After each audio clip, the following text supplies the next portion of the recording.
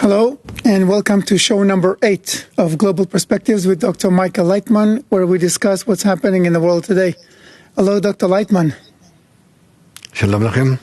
Hello, everyone. Today's topic, not surprisingly, is the George Floyd protests. Where to? Where are we going to go with what is happening today?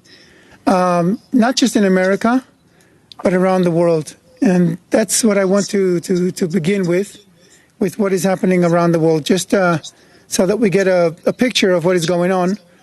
According to Reuters, the death of African-American George Floyd in the United States triggered worldwide protests against racism and police brutality. According to Wikipedia, which already has an entry on the George Floyd protests have taken place in at least 40 countries and on every continent except Antarctica. In some places, as many as 20,000 people participated in the demonstrations. For the most part, however, the protests have been peaceful. Here are some of the places where demonstrations took place. In most cases, it's in each country, it's in more than one city and more than once. Germany, UK, Australia, Austria, Norway, Liberia, Canada, Italy, Greece, Nigeria, Japan, Israel, India, and many other countries.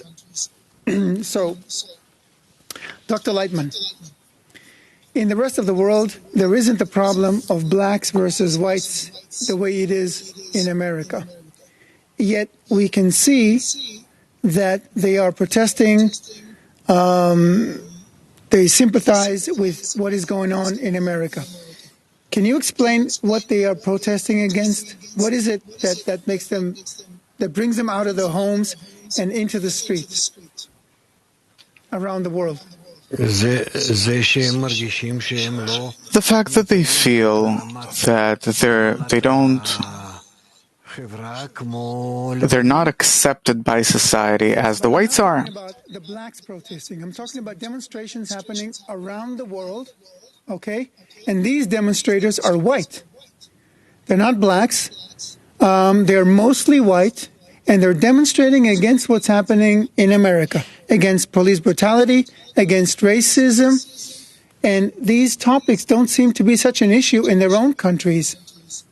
So what is making people protest the killing of George Floyd around the world, in Norway, for example?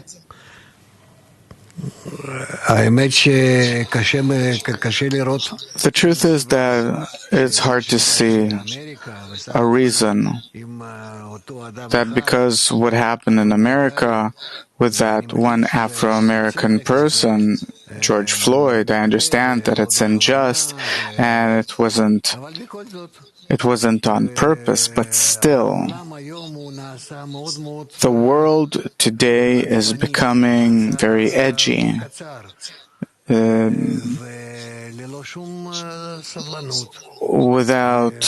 with zero patience, and especially what's going on in the United States, because many people in the world, like in the past, they were all impressed by the United States. The United States of America. Today, to the contrary, they see all around the world that they have received a bad example from the United States, and by developing like the United States, they didn't get anything good, so they have this inner grudge against the United States, and still the U.S. shows us an example. For dozens of years, it's showing us an example now that this is how the world's supposed to advance, as if this is our tomorrow. The U.S. of today is our tomorrow. And we see that we don't really see the desired tomorrow. We don't want to see things the way they are now, what we got as a result, and therefore there are protests. So they are protesting. It's an expression of their desire not to become what America has become? Yeah, I'm sure that not every country wants to have what America is having now. What do you have there? People are living on the street. People are really, literally starving to death. What standard of living do the needy have? Do the ill have? On the one hand, there is freedom. Do as you please if you're not breaking the law. On the other hand, if you don't have the strength, you're in a downfall. There seems to be some kind of a sympathy here that's actually quite surprising on several aspects. I'll take one of them now. Yeah, you want to elaborate on that? No, carry on. The first thing I'm saying is that people sympathize with a problem that is not theirs. For example, the whites, also the whites in America, but especially in Europe, in I don't know, in many countries, they sympathize with the problem of the blacks enough to go out and demonstrate. And this is, I think, something new that we didn't see before. Yeah, these are things that are specific for America. I'm living in Israel, and I'm living in a different society, and we don't have the same problem. And therefore, Jews were always liberal toward everyone, because they themselves all the time felt suppressed and pressured by everyone. Everyone felt hate toward them, anti-Semitism. And therefore,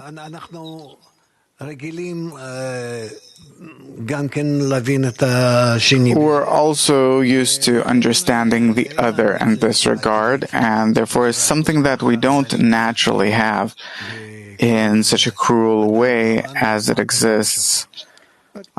We are seeing here a situation where, for example, in the UK, you have 20,000 demonstrators going out and demonstrating. The vast majority of them are whites, and they don't have the problem of racism the way it is in America.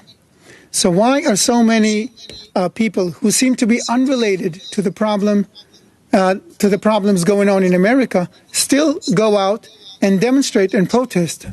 What's motivating them?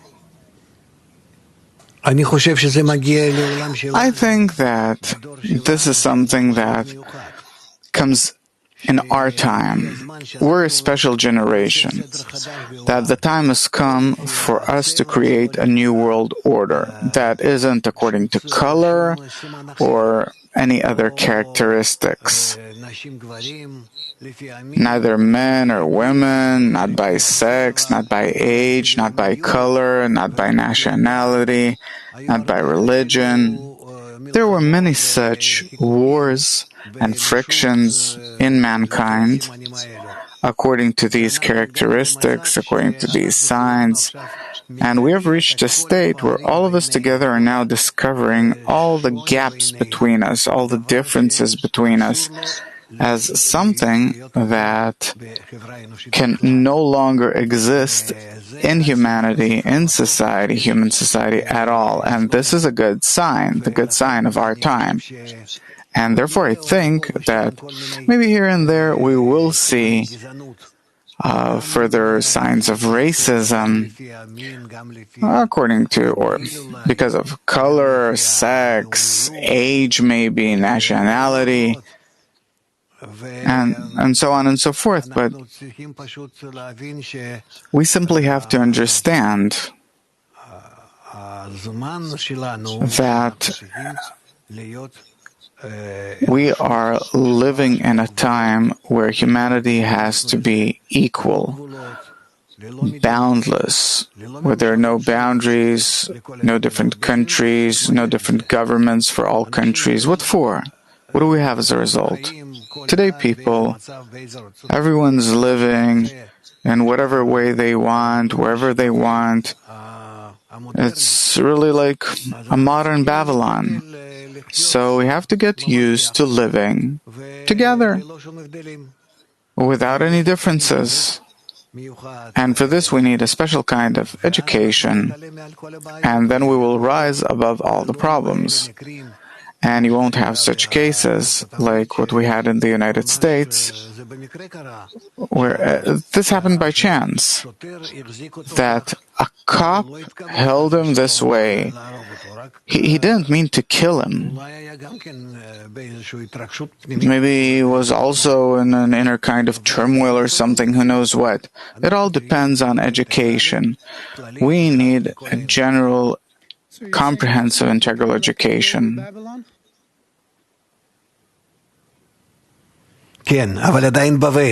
Yes, but still, it's a Babylon.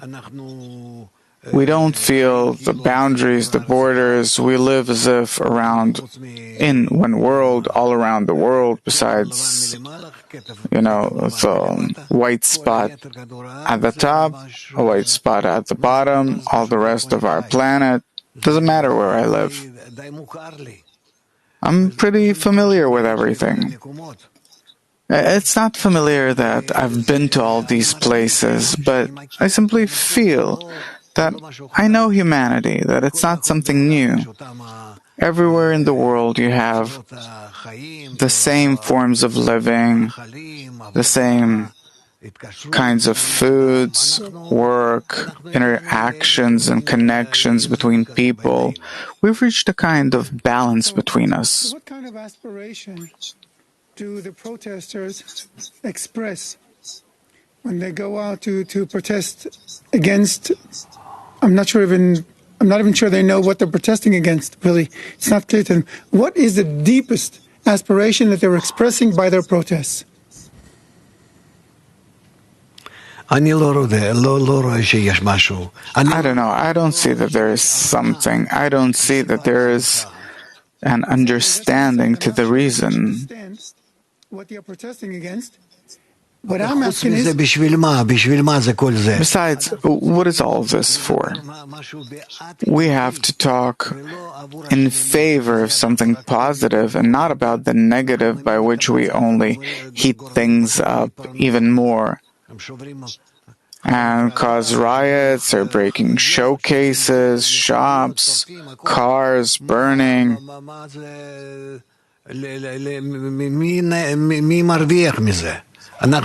Who gains anything from that?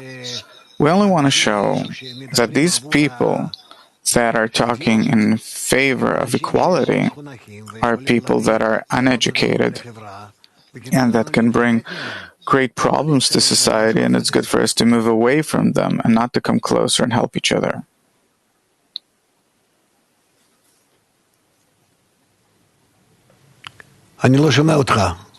We can't hear you. sorry. Okay. I want to make a distinction between the rioters, those who go and loot and rob and break stuff, and the rest of the demonstrators, the more peaceful ones, okay? It doesn't matter. Still, I want to say that to us it's not important what happened.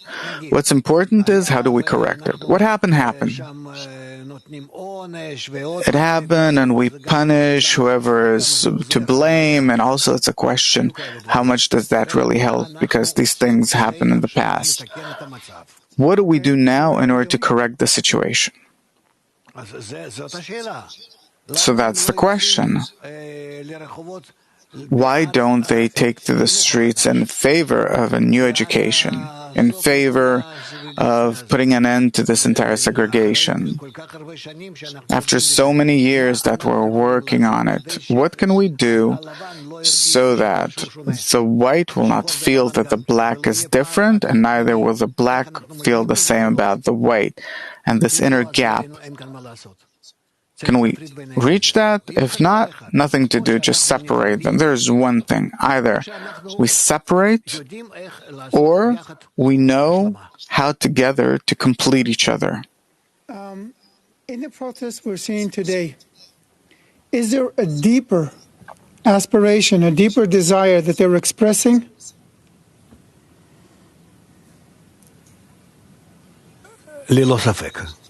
Undoubtedly. What is it?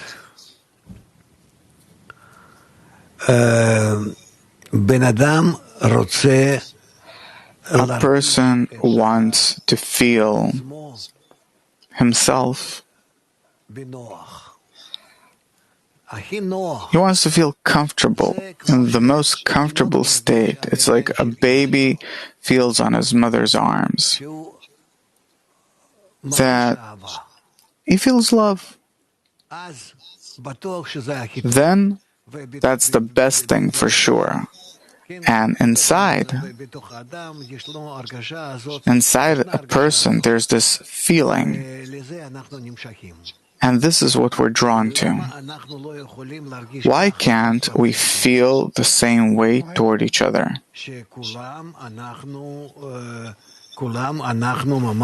That all of us really need to be careful, watch out for each other. Why do we have to be afraid of being hurt by others? Why?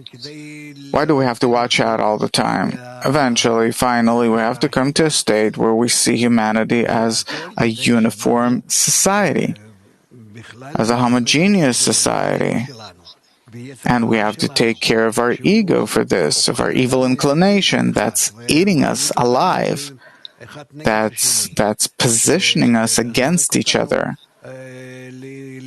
that's inciting us against each other, pushing us to fight, and that will stop feeling that we're enemies. That if I don't exploit him, he'll exploit me, and he'll win, and so on. We have to get the proper education, adequate education, for us to stop looking at each other in such an evil way. And is this what they are expressing in their protests, in the demonstrations? The alienation, the hatred between people? This is what they're going against? The hate between people exists between everyone, but especially in a place where you can see the difference between people. White, black, red, yellow, there are these four types of people according to races. So we have to understand that we have to erase these boundaries, to rise above them. To rise above them. And this isn't simple. You really have to give a person the correct kind of education, a good kind of education, maybe not just for one generation, but for several generations, until we'll see the right results, so much so that people won't even see each other's color. As simple as that it'll be so, everything will be so suitable, so clear, so good, that we'll live together. I want to go back to something I heard you say actually this morning. By the way, we have the same thing in Israel. When Jews from Africa come here, from Eritrea, from other places, we got no education, no preparation for it, and we feel them not in such a good way. The gap between European Jews and African Jews is vast. It's vast. And we didn't learn, we were not taught how to overcome this gap. How do we overcome this gap? Education. Only education. Education and habit. Habit and education. It's a special kind of education where we rise above the human nature and we teach how to love each other without any differences on the human level, earthly level. we'll go back to the education in a minute. I want to ask about something you said this morning. At least that's what I heard. That we're going to see a world that is ruined worse than it would be by a world war, but it will be in a way that allows us to see why it is ruined, why it is becoming ruined. So the destruction will gradually teach us how we should change. And you said it will be a process that we will have to learn. So is this process something to do with the education you're talking about? What is this process? כן. Yeah. אנחנו נצטרך להגיע לחינוך כזה We'll have to reach such an education where we will see that all of humanity is connected in a round way, where all of us are interdependent, that there's no one that could escape a good, nice connection with everyone, and that this way we have to see society as a network of connections between everyone, so much so that no one's above or below, but everything's around, like a ball, like a sphere, where we're all interconnected. This is the true and correct and complete form that humanity has to come to. And therefore, everything that we're going through now, on all levels, in economy, education, culture, technology, and everything, in society, family life, everything eventually comes down to what we call a round form, or humanity that is in mutual supplementation in all directions and on all levels, and this is something that we have to learn. Round humanity you're talking about, it sounds to me like everyone is equal in this circle, right? True, but and even though that by nature we're not equal and we're very different, and everyone has less of something and more of something else, because that's how nature made us. But we have to reach a state where we, human beings, complete each other. Complete. And reach a state where I feel that I am completely so equal among everyone that I don't feel myself. I feel everyone. You feel every person or the whole circle altogether?